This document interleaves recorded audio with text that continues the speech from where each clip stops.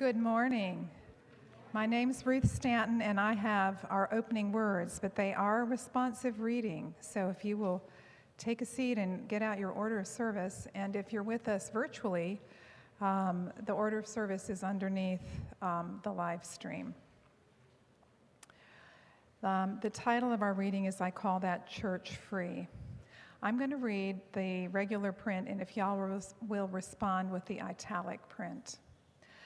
I call that church free, which enters into covenant with the ultimate source of existence.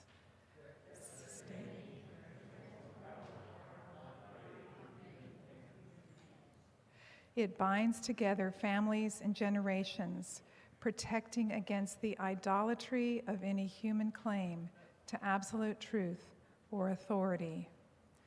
This covenant, charter, responsibility, joy, worship, in face of death as well as life. I call that church free, which brings individuals into a caring, trusting fellowship that protects and nourishes their integrity and spiritual freedom that yearns to belong to the Church Universal. It is open to insight and conscience from every source. It bursts through rigid tradition, giving rise to new and living language, to new and broader fellowship. It is a pilgrim church, a servant church, an adventurer of the Spirit. The goal is the prophethood and priesthood of all believers, the one for liberty of prophesying and the other for the ministry of healing. It aims to find unity in diversity under the promptings of the Spirit that bloweth and listeth and maketh things new.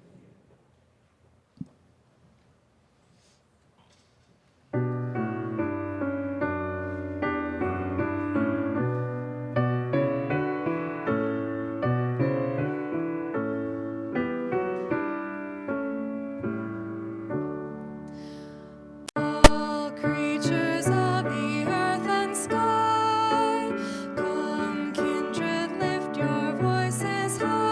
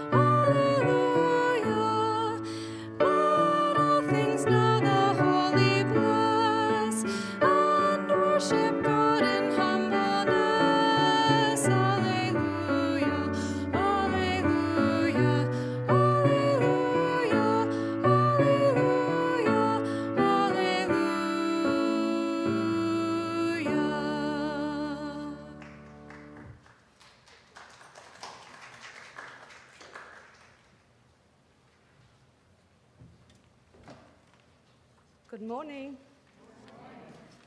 My name is Seher Kul, and I serve on the Board of Trustees of the Unitarian Universalist Church. It is my delight to welcome members, friends, and visitors this morning, whether you are here in person or joining us virtually. This is a welcoming congregation where everyone is welcomed, just as we each are. If you're a visitor in the sanctuary this morning, please locate the visitor card in the back of the chair in front of you. Please share a bit of information about yourself and feel welcomed to indicate your desire to learn more about this congregation. During the offertory later in the service, you can return the visitor card to the offering plate.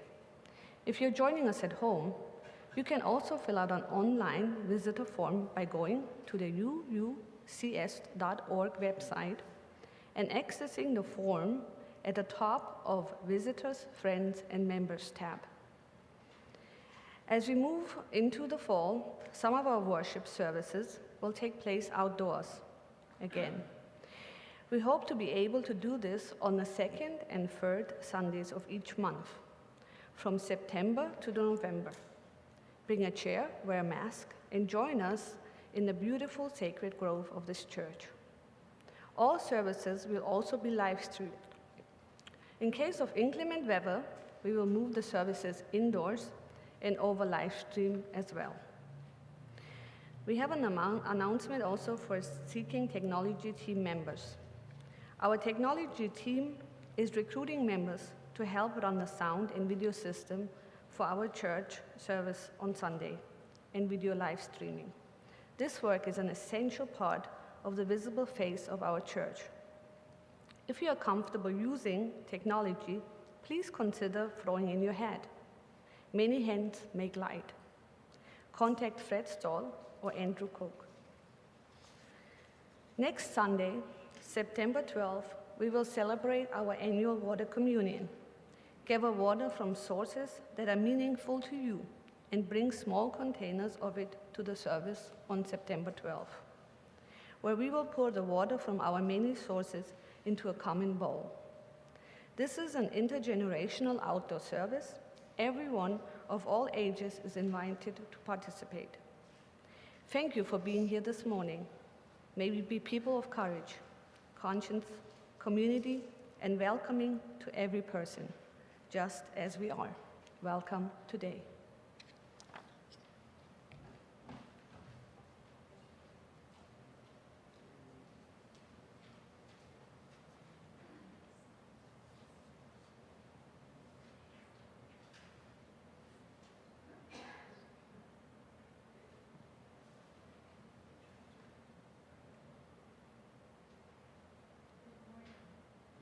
James, how are you? Thank you, James. Good morning to everybody. It is wonderful to see you all. Thank you for being here this morning. And thank you to those of you that have braved the latest phase of the pandemic to safely be here together so that we can hold this space for everybody that is joining us virtually as well. Right? Over the last year and a half, we have really worked on how to be community across distance and through time. How to bend distance and time so that we can be together even when we're not all here. And this has worked really well. Never perfectly, but really well. And I just want to say thank you. Some examples of the way that we've done this and what has happened just in the last week. We held a service here 2 Saturdays ago, Saturday 1 week ago, for a beloved man in this congregation, Ed Stokes, who died suddenly, a treasured member of the AV team. And that AV team sprung into action to help produce a service that we could share via live stream, something we would rarely have done before the pandemic. Because Ed had lived in many places and was beloved by people in many places, and because of the rise of the Delta variant, many people didn't feel comfortable coming to what was going to be a very full service, and proved to be. And the result is that over the last week, that service has been shared over and over and over again with Ed's family and friends, colleagues, people from all over the country, viewed now hundreds of times. For every view, you can multiply that by some number of people watching together. A powerful expression of love for this man that has moved across the country because of the way we have learned to shape community together. And then the very next day, we reassembled to host a service where one of our own members, a physician who works especially with folks recovering from addiction in this community, spoke. And she shared what it's been like to be a doctor in a pandemic and how she tries to steel herself and find hope and energy for all that lies ahead. And that service, too, shot through our community, has been shared over and over and over again with folks throughout the medical community and folks who are living with addiction and recovering from addiction and their family members and many people beyond those two sectors of our community. Such a powerful witness. So powerful. And then, all the work that we've done in support of the Latinx community finally got written up by somebody who took too long to write up his report. Thank you, Alice.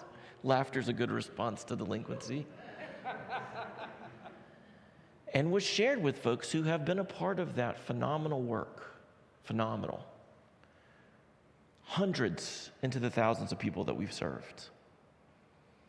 And new resources still seeking us out so that we can continue to do this work.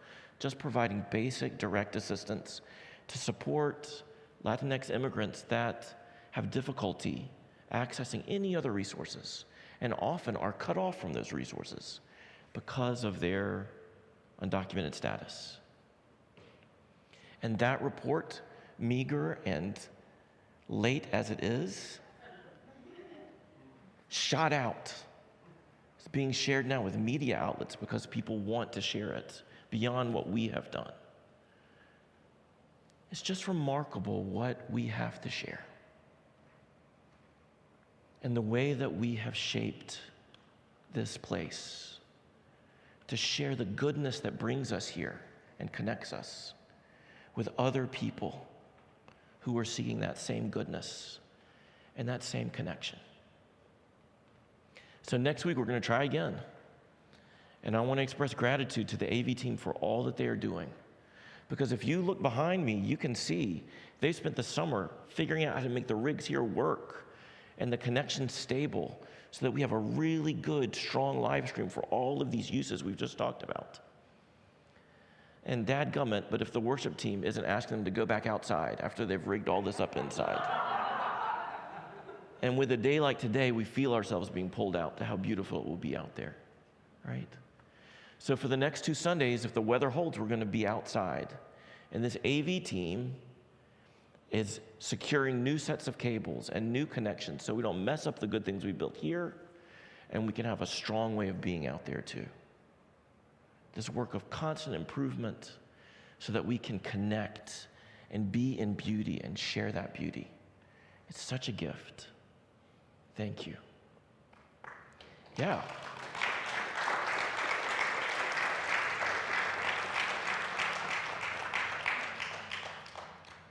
And then if you look on the wall behind you, you'll see yet another expression of this.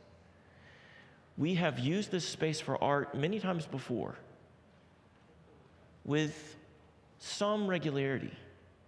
But over the summer, a group has organized to think about how we could make our sanctuary a place that is alive with beauty, alive with art, very intentionally cultivating a connection with artists. And we have displayed here elements of a collection from the family of Geraldine Mack, a person who is at the heart of our congregation.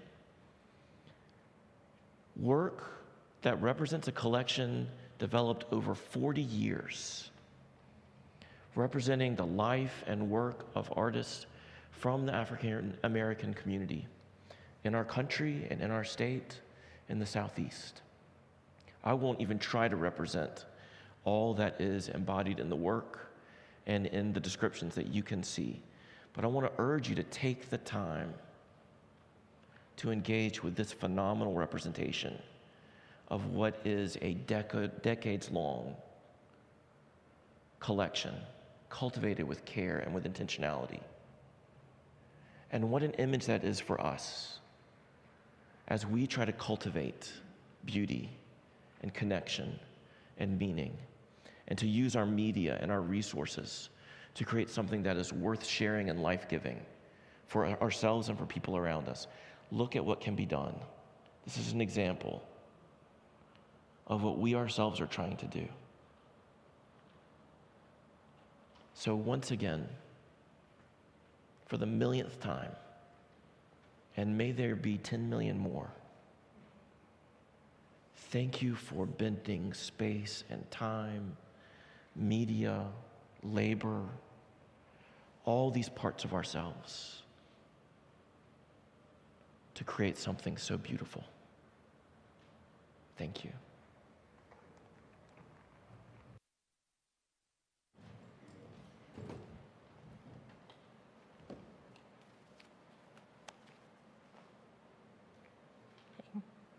I'm your worship associate today, and Cynthia Lanier with Ruth Staton. And we're going to light the chalice. And I'm going to have Roddy to light the chalice. A conversation can be a contest or a game of catch with individual balloons. They bounce between us, growing and shrinking. Sometimes floating like a cloud of medicine balls, and sometimes bowling at us like round apples. You toss a phrase in understanding blooms like an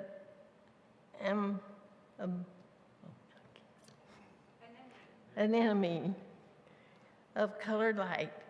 My mind fireworks like unmasked questions. Who is this miracle speaking to me? And who am, wait a minute, I keep losing my place, I'm sorry. And who is this miracle listening? What amazingness are we creating?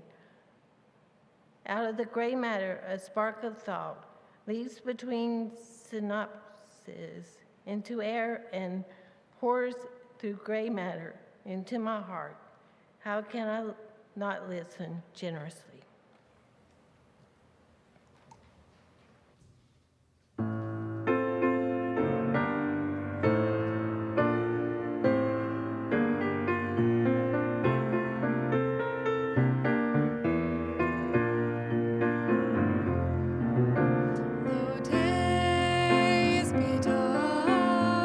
Storms and burdens weigh.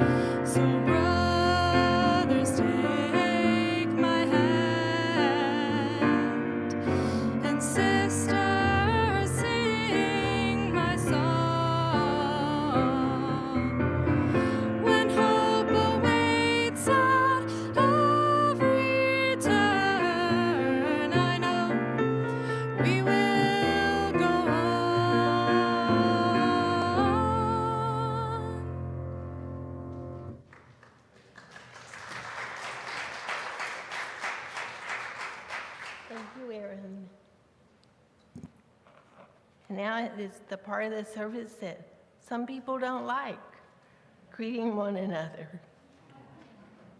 Let us now greet the holy in our midst. Please be mindful of each other. Safety boundaries by asking each other preference concerning fist bump, elbow tapping, bowing, or nodding, etc. Please, we can't hug each other right now. And Aaron will play the music and remind us to return to our seats. And now the holy chaos can begin.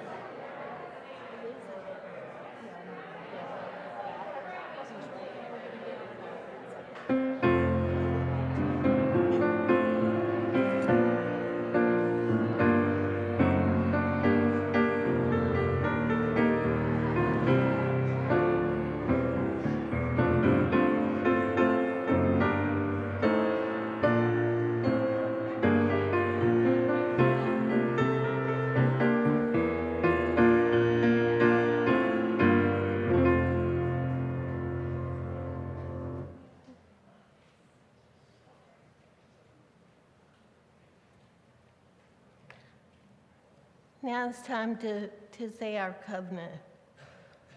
Our covenant greatly informs our aspirations and actions. We say it every Sunday because it gives real meaning to how we live our lives at this church. I invite you to say it with me. And the people on the live stream is below our thing. We are the people of faith and hope. Together we covenant to strive to become our better selves, to honor both the critical mind and generous heart, to prove that diversity not be divisiveness, and respond to violence, system violence, oppression, with a love beyond belief.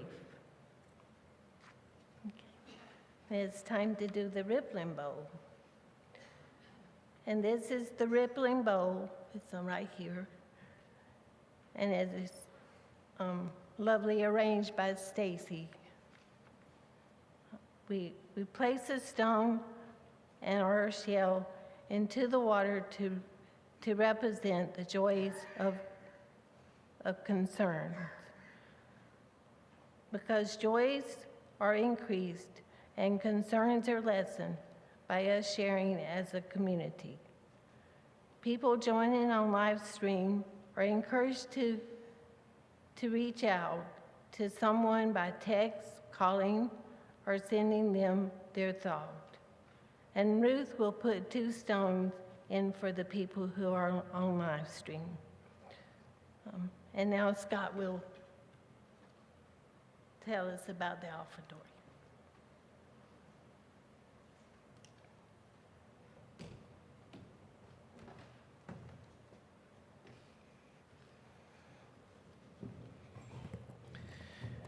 We share our gifts. I wonder if we can give Cynthia Lanier a standing ovation for the way she is sharing her gift with us today.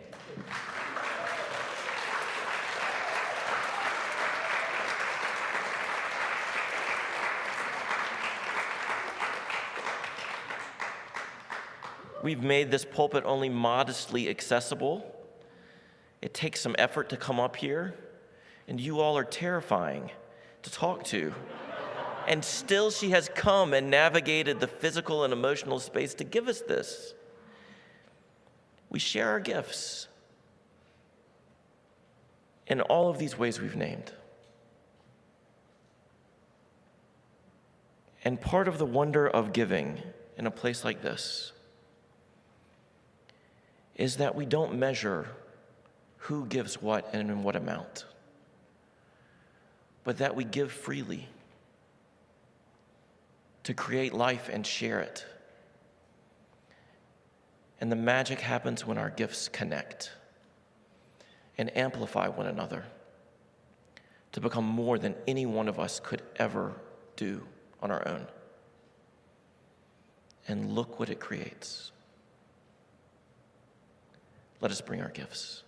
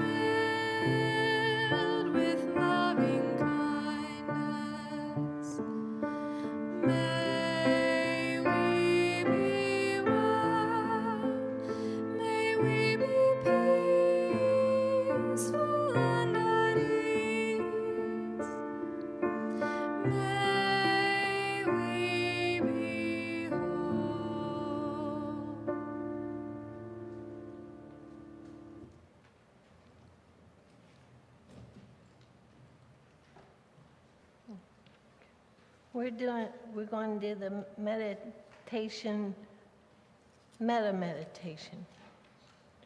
We begin by expressing love for ourselves. Suffering, maybe peace. Maybe you know the joy of your own nature. May you be healed. May you be a source of healing for others. May you know love. We then express love for those for whom we care. May you be suffering. May you be at peace. May you know the joy of your own true nature. May you be the source of healing for all others. May you be loved. We now express love for those we feel difficult in small and large ways. And may you be free of suffering. May you be at peace. May you know the joy of your own true nature. May you be healed. May you be the source of healing of all people. And may you love. And finally, we express love for all beings. May you be free of suffering. May you be at peace. May you know the joy of your own true nature. And may you be healed. May you source of healing for all others. May you know love.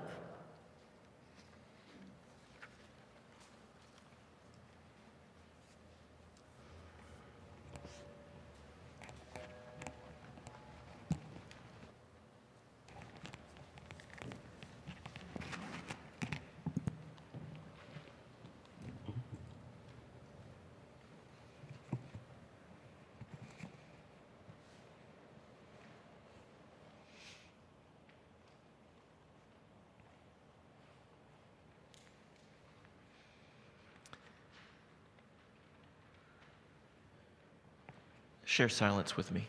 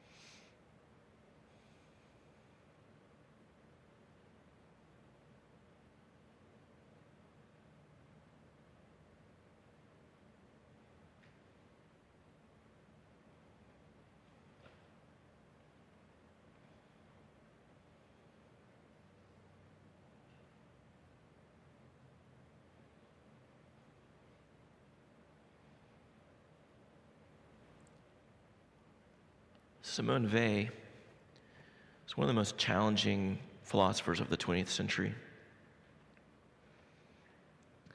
She died very young during World War II. She was a brilliant mathematician and philosophical thinker. an advocate for workers' rights, gave up a teaching post in order to work in an automobile factory to understand what it was like to work in those industrial situations in France in the 1930s. She said, absolute attention is the highest form of prayer. Now, whatever any of us think about prayer, and we are welcome to think whatever we want to think about it, she tells us a lot about giving one another our attention. Absolute attention is the highest form of prayer. Whatever that says about the back end of the statement, it tells us that giving one another our attention is a profound act, a sacred act, an act of connection beyond our understanding.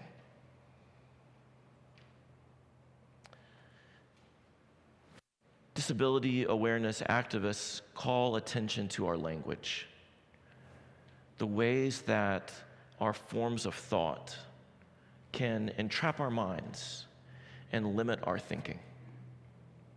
All this month, we are going to be talking about listening, the sacred work of listening, of giving our attention to each other and what that can do, what that can yield. The prayer between you and me, just between people, that can become. But we want to be really careful right from the outset that whatever notions we have about listening don't limit our thinking and our ability to listen. Listening is not about our ears. It's certainly not only about our ears. Listening is about attention. It's about how we tune into each other with all of ourselves, right? Not only to hear or recognize a voice, but to see the expression on a face when we can see it, to read the body language that a person's offering, to feel what is passing between us. And if it is uncomfortable, as it can be, to not run away from that, to not escape it, but for that itself to be a very call to pay attention. You know, if we're in conflict with somebody, that's a reason to tune in rather than tune out, even when it can be very difficult. Listening is about attunement, about getting into the zone with somebody else, so that we are paying absolute attention to what it is they are trying to communicate to us, whatever we think about it, to receive the message in all the ways that it's being sent. And ultimately, to be able to offer back, to communicate back, to speak back in a way that further connects, further tunes in. So there's a listening element even to our very words. It's kind of a weird idea that our speaking, our words themselves, can be a form of listening or tuning in, creating the sacred correspondence between one another. My wife is a therapist. She's a very good therapist.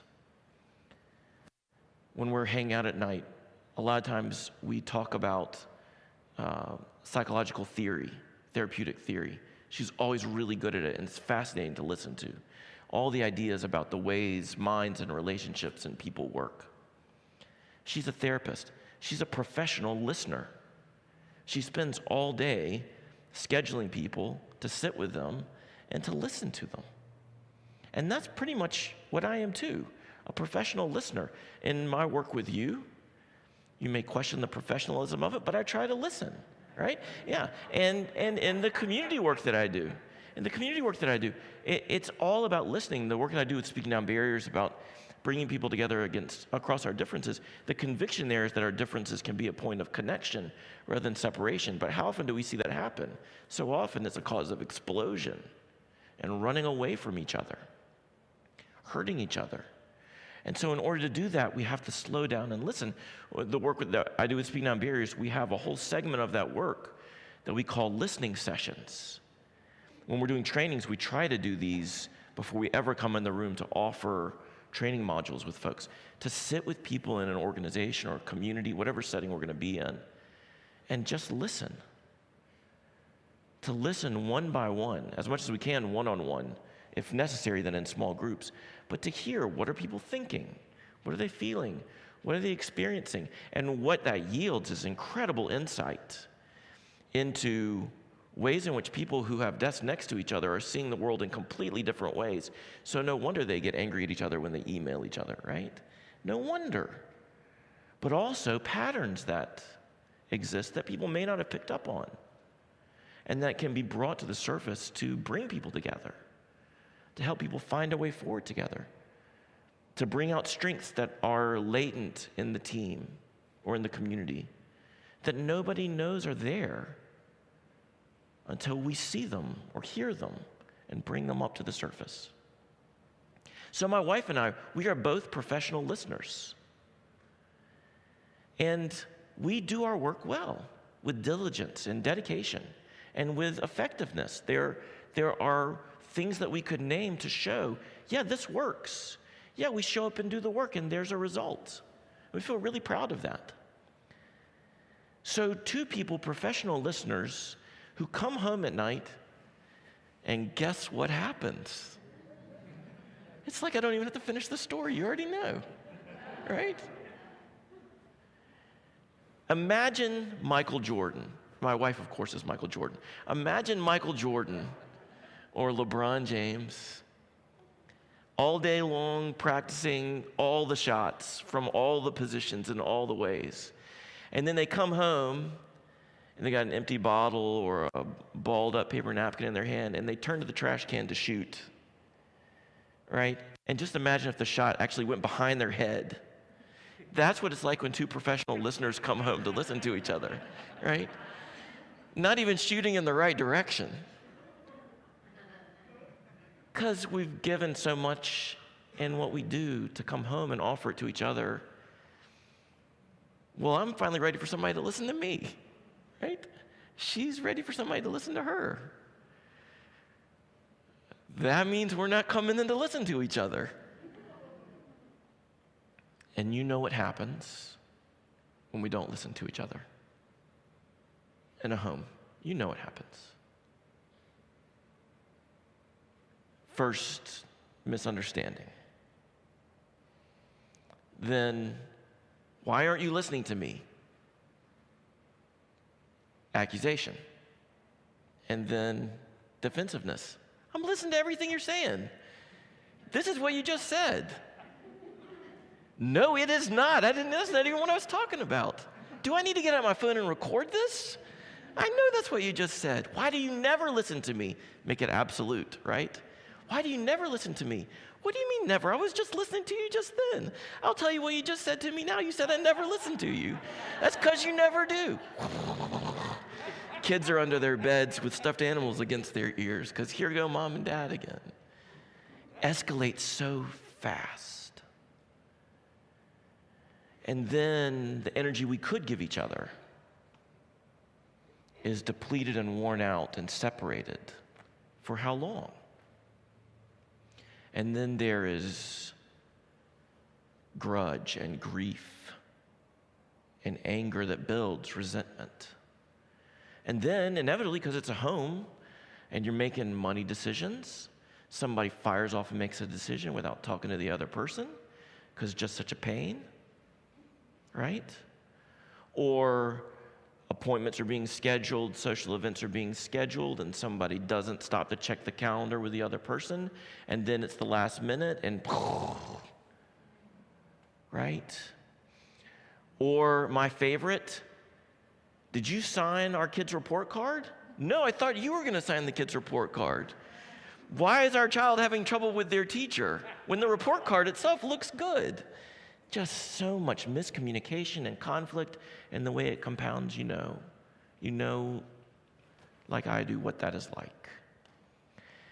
And when it keeps compounding, how hard it is to bring back.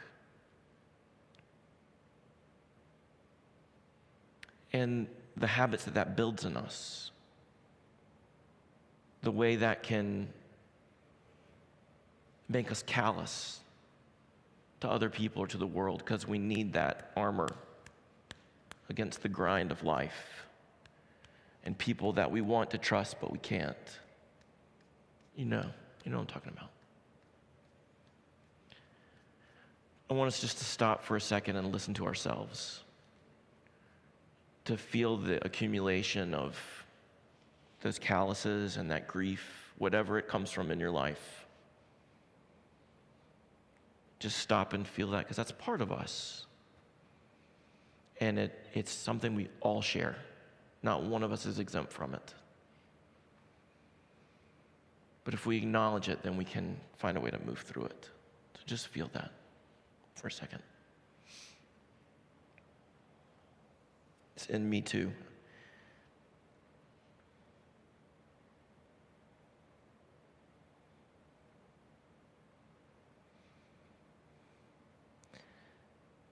And it's in our world. There are lots of theories about what's happening with our environment right now. We have different theories in this congregation, and we welcome that. Welcome that. It seems to me that one of the things, at least I can say with confidence, is the earth is screaming at us to listen. We may disagree on what it is saying. We may read data points differently, but it seems like there's a scream. This listening is not only about our home lives or our workplaces, it's about our bearing in the world and what kind of world we're going to create, because we're part of this ecosystem. We're part of the ecology of the cosmos, and we may be a small part of it, but we're a part that sends energy through it. So we have an influence. I watched those videos from New York City this past week. More people died in New Jersey than in Louisiana of a hurricane that hit the Gulf Coast, not the Mid-Atlantic. All of our habits, all of our ways of being in the world, all the ways that we've created calluses, all of the things that we've done to create a way of living in the world. Some combination of them is really not working well. And we have a partner, a sacred partner, with whom we are inevitably in correspondence, our earth, that seems to be saying, why don't you ever listen to me? You never listen to me.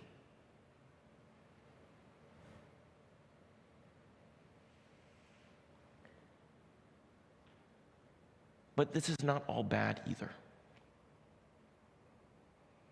Because we have a choice every time, over and over again. Through all of that grief and through those calluses and through those habits, we have a choice to listen. I would like to say to listen again, but our partner might say to listen for the first time.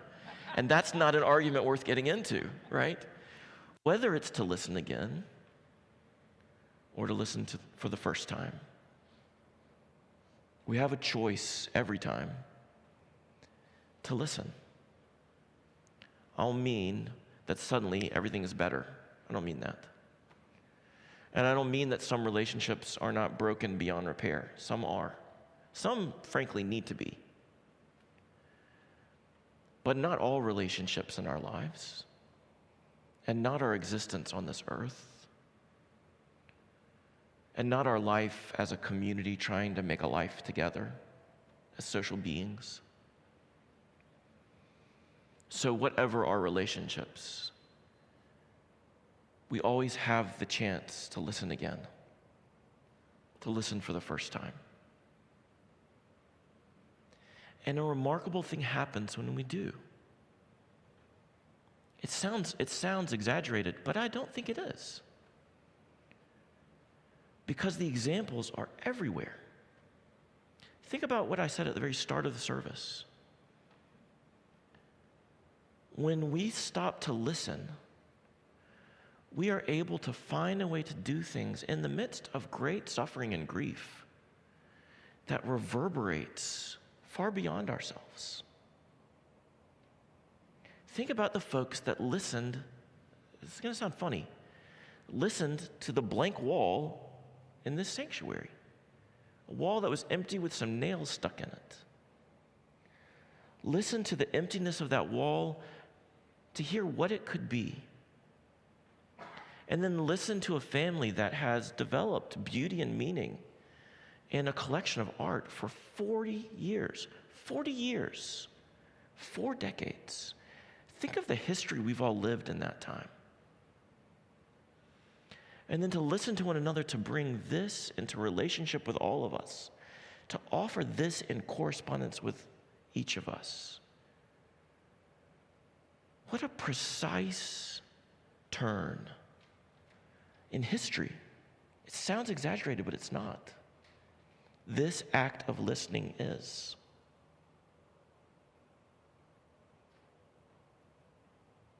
Or the work of all of those people who listened to the grief of a family that had lost their father and husband, and what a meaningful service would be, and then worked with each other through many complications and scheduling difficulties and airplane connections and lack of cell phone service in western mountains and all kinds of things that should have stopped us from hearing each other.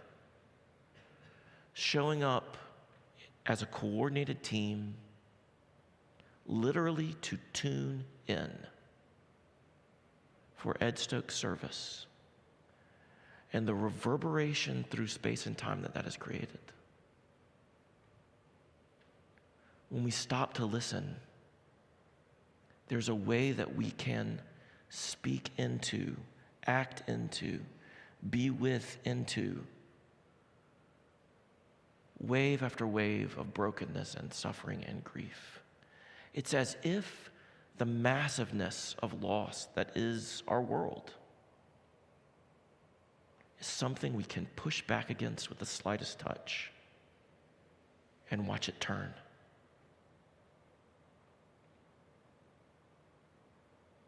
And it can happen with the people we love most too, there in our home.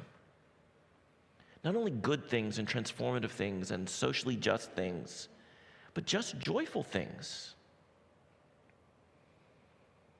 I remember that moment after way too much conflict. My wife and I finally sat down and spoke with each other, and we created the most amazing artifact together, a truly creative and necessary and vital work of art, a grocery list.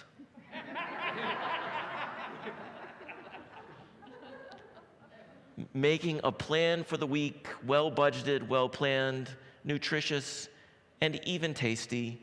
And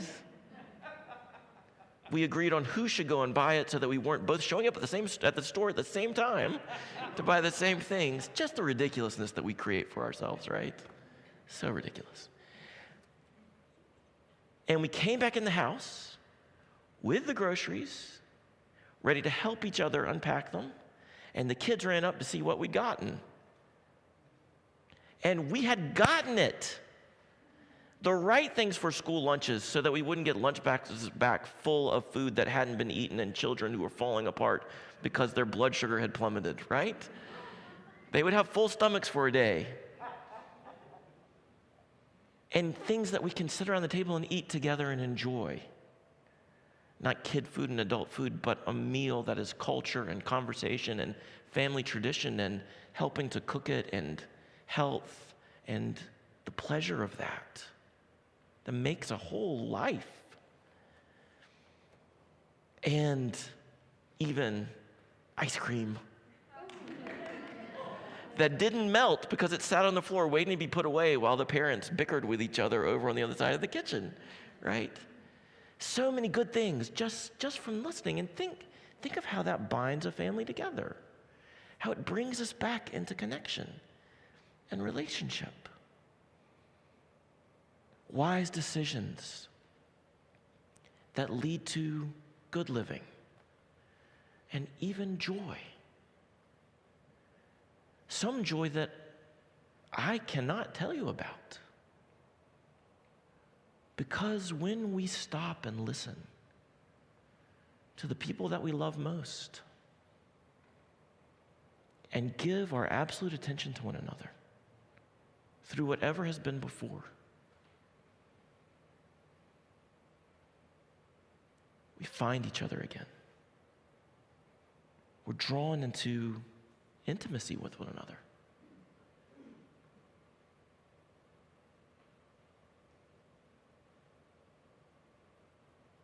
And there is some joy there. Some of it I can't tell you about.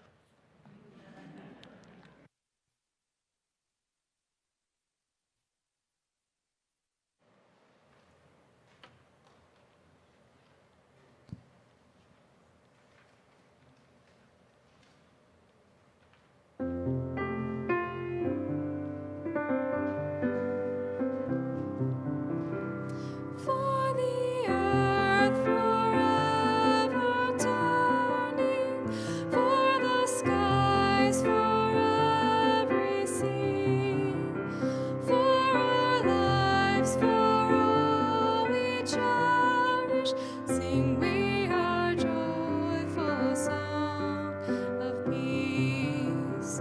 For the mountains, hills, and pastures, in their silent majesty, for the stars, for all the heavens, sing we our joyful song of peace. For the sun, for rain and thunder, for the seasons' harmony, for our lives, for all creation, sing we our joyful praise to thee.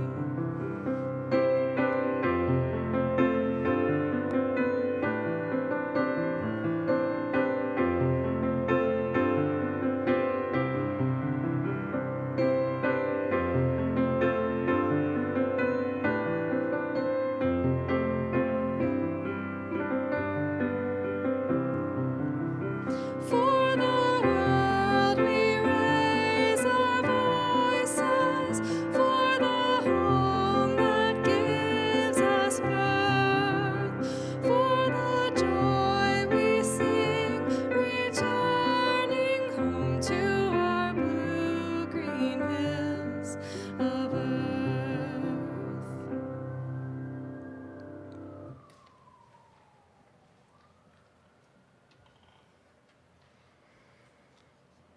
From Generous Listening by Marilyn Nelson. Who is this miracle speaking to me? And who is this miracle listening? What amazingness are we creating? Out of gray matter, a star spark of thought leaps between synapses into the air and pours through gray matter into my heart. How can I not listen generously?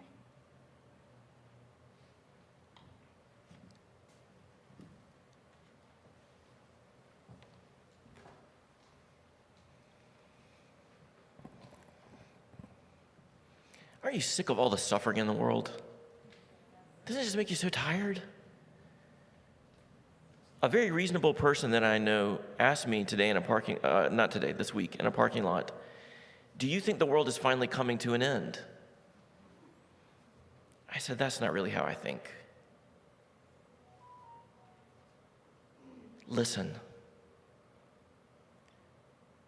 It can find a way to turn back. Maybe not all, but a lot of the suffering that would overwhelm us. And it can find for us again real joy.